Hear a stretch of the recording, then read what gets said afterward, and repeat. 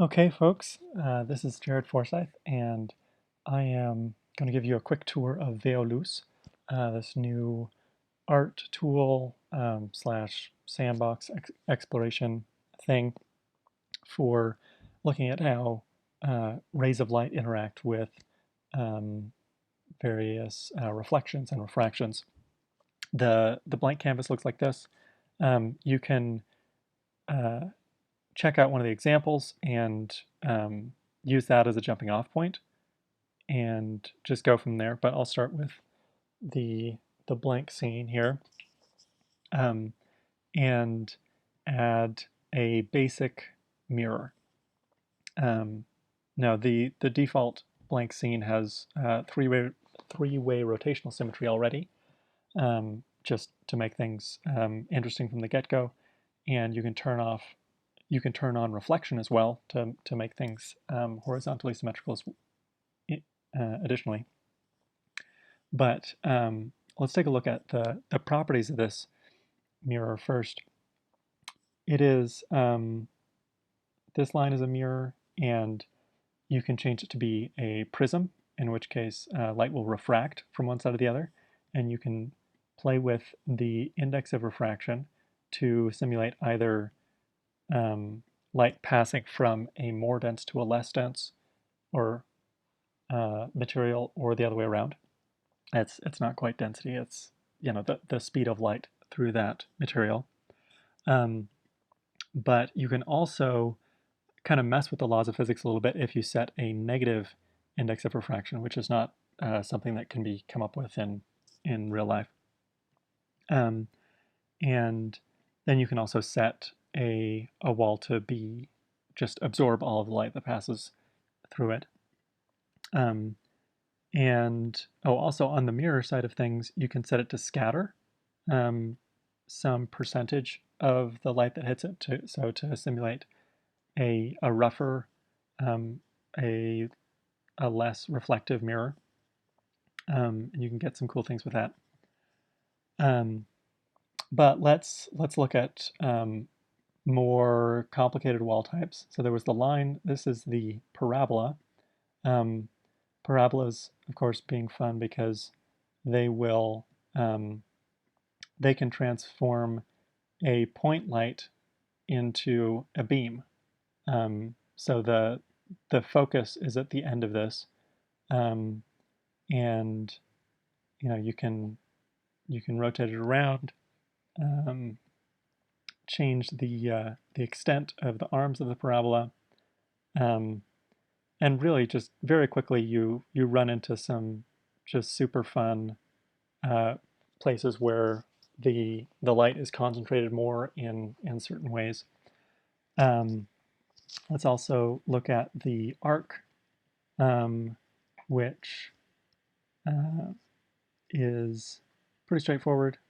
Um, also gets you cool places. Let's make our arc a prism. Um, and again, you just play with things, tweak things, see what comes out looking fun. Um, and I don't want to disrupt that one bit here.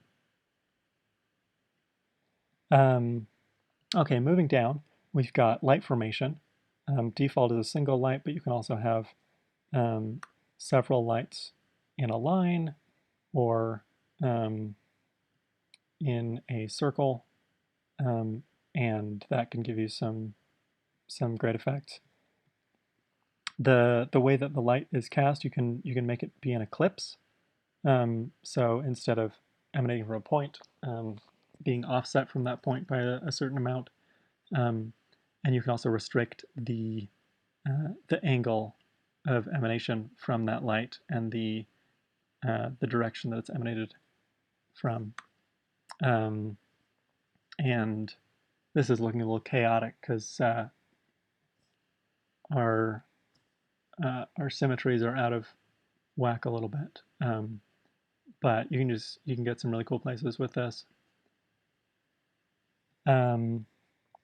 And okay, so contrast also fun to look at, low, medium, and high. Basically, you can think about it like exposure. It's really changing the exposure function from where high is linear, medium is a square root curve, and low is a cube root curve. So it boosts um, the lowest values so that they're also visible.